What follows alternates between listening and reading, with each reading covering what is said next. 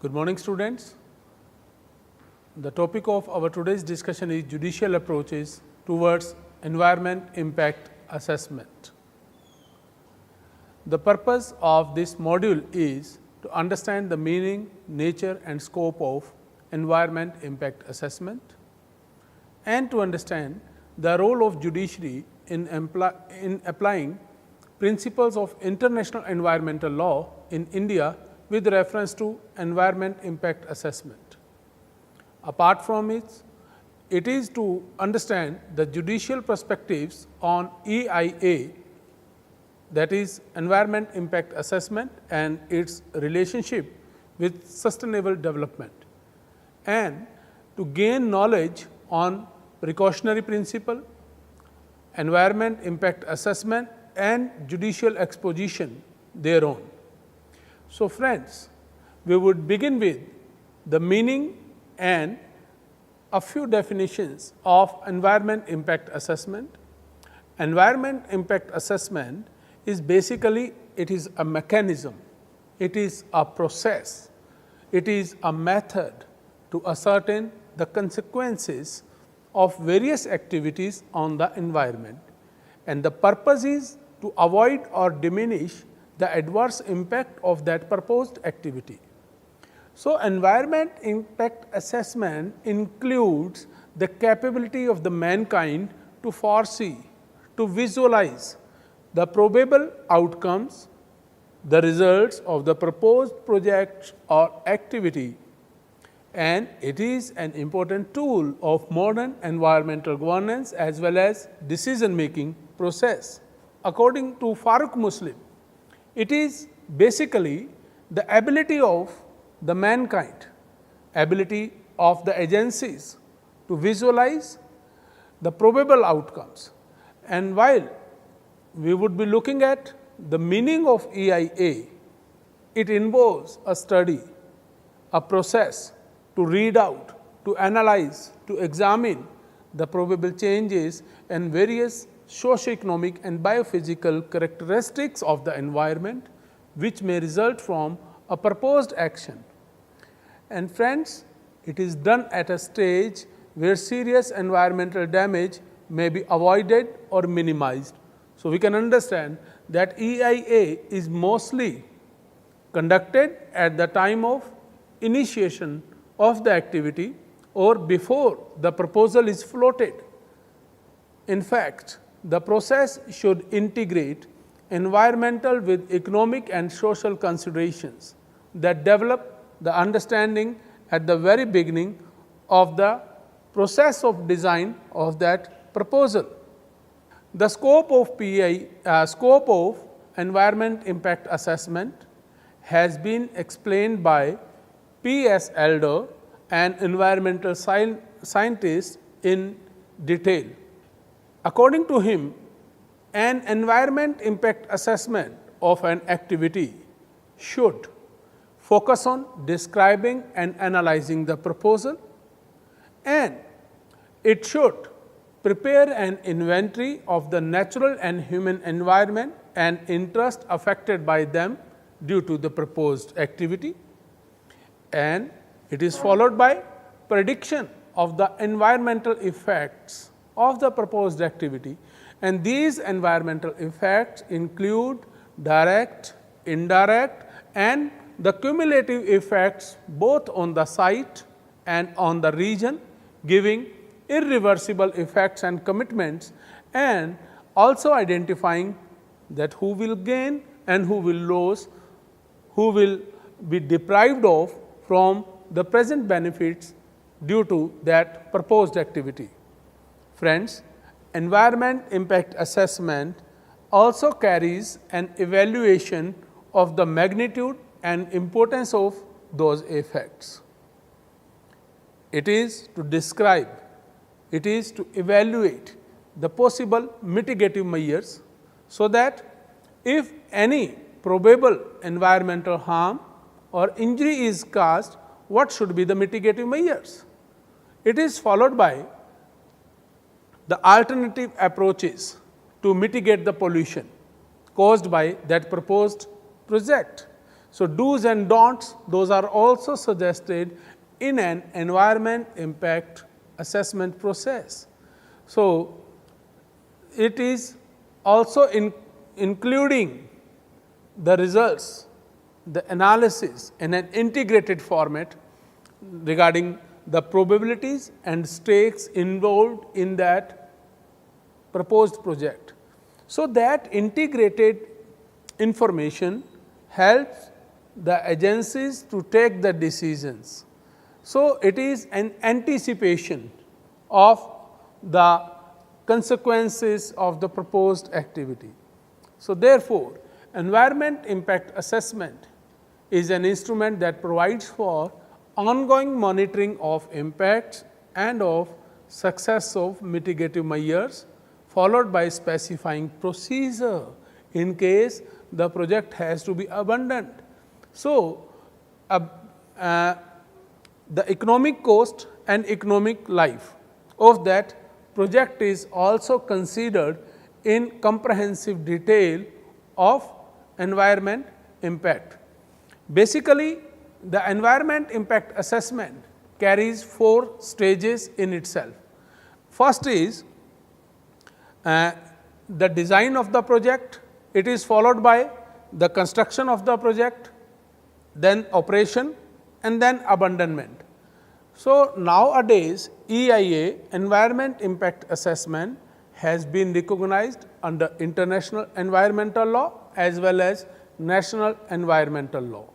The role of judiciary is S. Jagannath versus Union of India and others, All India Reporter 1997, recorded on page number 811, and the judgment was delivered by the Supreme Court, wherein the Supreme Court took a passionate approach in its ever recognizing and ever recognized proactive style, and it directed the central government to constitute a higher powered authority that is to be constituted under section 3 clause 3 of Environment Protection Act 1986. The Supreme Court directed the constitution of this authority to conduct a strict environmental test of the proposed industrial activity, and it held that before the license for an application, before the application for a license to grant the establishment of any commercial shrimp farm, shrimp industry or shrimp pond is decided, each case has to be scrutinized, examined, evaluated in its socio-economic and environmental context by the said authority, and the authority should conduct strict environmental test and accordingly present its environment impact assessment report. The court also cautioned that the conceptual framework of the assessment must be broadly based on primary factors like what is the effect of the proposed activity on environment, how much environmental degradation will take place, and what would be its impact on the species of shrimp. So, not only the environment impact assessment, but also social impact on different population strata in the area should also be evaluated. Apart from this, the court gave more emphatically consideration on the need to carry out analytical assessment with the use of super technology and take care of doctrine of intergeneration equity and the compensation for those who are affected and whose interests are prejudiced. So, we can understand that in this case the Supreme Court has highlighted the need to conduct an environment impact assessment. Then comes the case of K.M. Chinnappa. Then the Supreme Court got the opportunity to explain the significance of environment impact assessment in the matter of K.M. Chinnappa and T.N. Godavaraman Thirumulpad versus Union of India and others in the year of 2003. The case is recorded in All India Reporter at page number 724 in the Supreme Court section. Fact in issue in this matter was that whether the company Kudermukh Iron Ore Private Limited should be allowed to continue the mining for 20 years, and this permission for mining for 20 years had already been given by the government. But the matter went to the Supreme Court, and the Supreme Court, while rejecting the prayer of the company to grant permission for mining for 20 years, it declined and accorded approval to continue the activity for the period of only 5 years. Why 5 years? There is a background note that we have to understand. The Supreme Court allowed to continue this mining activity for only 5 years because it has been recommended by Forest Advisory Committee. The Forest Advisory Committee explained the reasons for the grant of permission for 5 years, and it highlighted that the excavation process has already been started and a lot of investment by the user agency has been made, and it highlighted that the Forest Advisory Committee was a committee constituted under the Conservation Act, and it was basically a statutory committee. So, the Supreme Court, taking care of its limitations and expertise in the specific domain, the court took note of, positive note we can say, of the recommendations made by Forest Advisory Committee, and it permitted that the area already broken should be exhausted subject to the fulfillment of recommendations made by the committee. And those recommendations contained the measures preventive as well as precautionary towards ecology and other aspects of flora and fauna. However, the court also put on the record that the inconsistent approach of the state and the central government in context of the period for the permission to carry on the activities. It expressed its anguish on the inconsistency and kind of dilemmatic approach reflected by the state and the central government in their working. It does not mention about the failure of the state government to adhere its own recommendation of conducting EIA. The court should have, what here as a researcher we can recommend, that the court should have taken the failure of at least the state government to conduct EIA seriously and fix the responsibility of the state official for the failure, because environment is to be protected not for the purpose of only present generations, but also for the future generation. And the lapses in implementation, the policies, directives and law should not be excused. And then the Supreme Court explained the importance of environment impact assessment through other documents. Like in this matter, the Supreme Court also referred International Instruments Council on European Economic Committee, and it highlighted the objective of environment impact assessment, that is to carry out the effect of a project on the environment, and that should be assessed in order to take the informed decisions of the concerns to protect human health, to contribute by means of a better environment to the quality of life, and to ensure the maintenance of diversity of species and to maintain the reproductive and resilience capacity of our ecosystem, that is a basic resource of our life.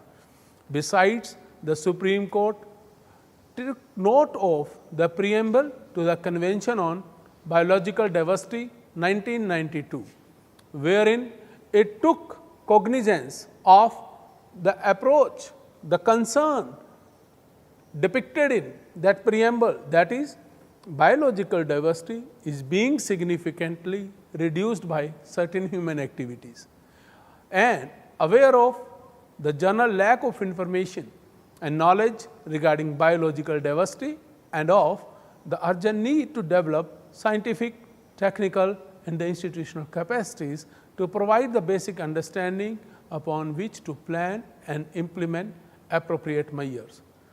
And this preamble also took note of the fact that it is vital to anticipate, prevent and attack the causes of significant reduction or loss of biological diversity at source. And it acknowledged and endorsed a Chinese proverb that environment impact assessment is a prerequisite for any proposed industrial activity, because we, the present generation, of a duty towards future generations, and for a bright today and bleak tomorrow cannot be countenanced or sustained. So, we must learn from the experiences of the past to make both the present and our future brighter. The Supreme Court reminded that we should learn from our experiences and mistakes of the past, so that these can be rectified for a present and the future generations.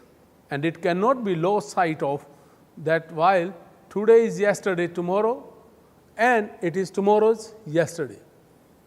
Moving ahead, we can discuss the environment impact assessment and its interrelation with the precautionary principle.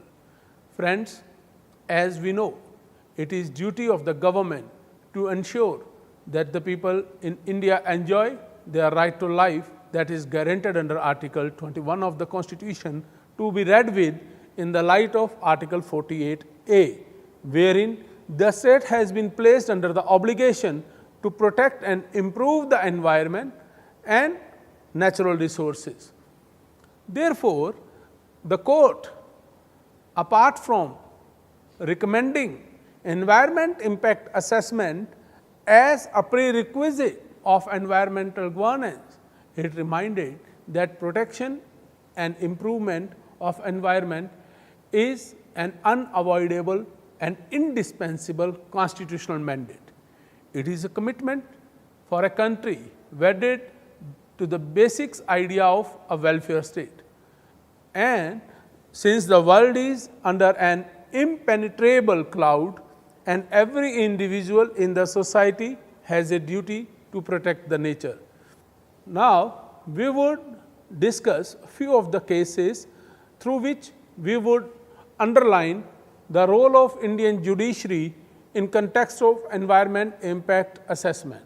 The first case in this series we would take up of N.D. Jayal and another versus Union of India, wherein a river dam project was proposed, and it was argued by the opponents of the project that the structure of the dam is not safe and its existence increases the seismic vulnerability of the entire Himalaya region.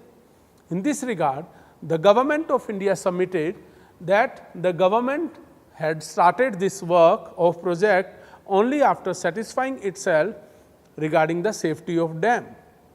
It also referred the report of an environment impact assessment committee which recommended that the construction of dam is safe, and wherein the opponents of the project demanded and prayed to the court that the court should direct the government to conduct a 3D linear test.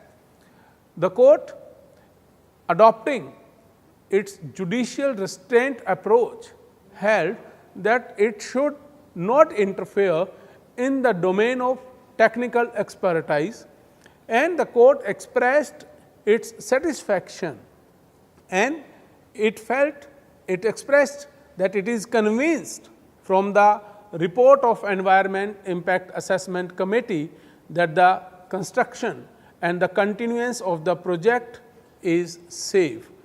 Then the court, endorsing the approach already laid down in Tehri Band Virodhi Sangharsh Smiti versus State of UP, where it was held that in scientific matters of complex nature which result in uncertainty, the court should refer and it should recommend the references to be made to the recommendations of specialized bodies, specialized technical bodies, experts body, not merely decide the matter on well-known principles.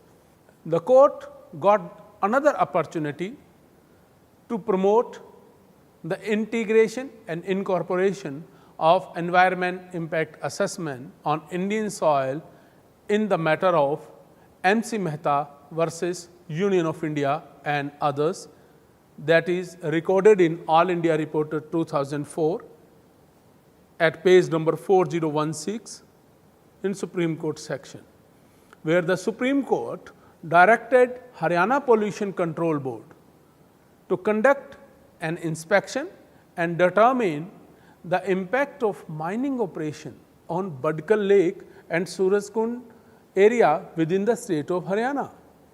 Basically, this is situated in NCR, and the court in this case relied upon the reports submitted by NIRI, FCPCA and CEC, and those reports depicted that the mining in area has to be stopped immediately in the interest of environmental protection, pollution control and tourism development. Therefore, if this mining is allowed to continue, this mining may cause serious impact on the local ecology and surroundings in NCR. Another landmark case in this age of liberalization, privatization and globalization came before the Supreme Court, wherein a foreign MNC, that is Lafarge Omnium Mining Private Limited versus Union of India, that came before the Supreme Court for consideration. This case was decided in the year of 2011, recorded at AIR 2781 Supreme Court section, wherein the Supreme Court did not restrain itself from directing even the central government to appoint a national regulator for the evaluation of the projects and enforcement of environmental conditions for approval. And that national regulator should be given the power to impose penalty on polluters. Therefore, the Supreme Court has taken a proactive stance to enrich the environmental jurisprudence. Recently, in the year of 2017, taking note of the impact of burning crackers on the occasion of festive season, especially Deepavali, the Supreme Court expressed its anguish on the approach adopted by the implementing mechanism, Pollution Control Board, state government and central government, that these crackers are adding to the environment and socio-economic burden. Therefore, the Supreme Court in Arjun Gopal and others versus Union of India and others 2017, just 2 days before Deepavali, suspended the license issued by the police for the sale of crackers, and it directed that the further order for permission would be given only after impact assessment by appropriate agencies. Besides, our discussion would be incomplete if we miss strict approach adopted by the Supreme Court in the Secretary, Kerala State Coastal Management Authority versus DLF Universal Limited and others, where the Supreme Court affirmed the penalty of ₹1 crore for the violation of norms and constructing the building of an industry without the environmental clearance by the State Environment Impact Assessment Authority. And it directed for the strict adherence to the norms in future and avoidance of such contradictions by the authorities. Then comes the case of Goa Foundation versus Shesha Sterlite Limited and others, that has been decided in the year of 2018 itself, wherein the Supreme Court to quote, "We must emphasize that the issues impacting societies are required to be looked at holistically and not in a disaggregated manner. An overall perspective is necessary on such issues including issues that impact on the environment and the people of the community or a region or the state. Important phrase in this module that you will always remember in the years to come, that the Supreme Court, while replying to a landmark question presented to it whether the government in India in context of environmental governance is dollar friendly or eco friendly. To respond this, the Supreme Court quoted Ayn Rand, a German philosopher, to quote, "Let's not forget, let's not, however, flatter ourselves over much on account of our human victories over nature. For each of such victory, nature takes its revenge on us. Each victory, it is true, in the first place brings about the results we expected, but in the second and third places, it has quite different and unforeseen effects which only too often cancel the first." And it also referred, the Goa Foundation's matter can be underlined, wherein the court referred that we can evade reality, but we cannot evade the consequences of evading reality. So friends, in this way, the court has always been striving hard to ensure that the proposed activities in the domain of industry should be evaluated, examined properly on various parameters. I hope the students have enjoyed and learned from this module. Thank you.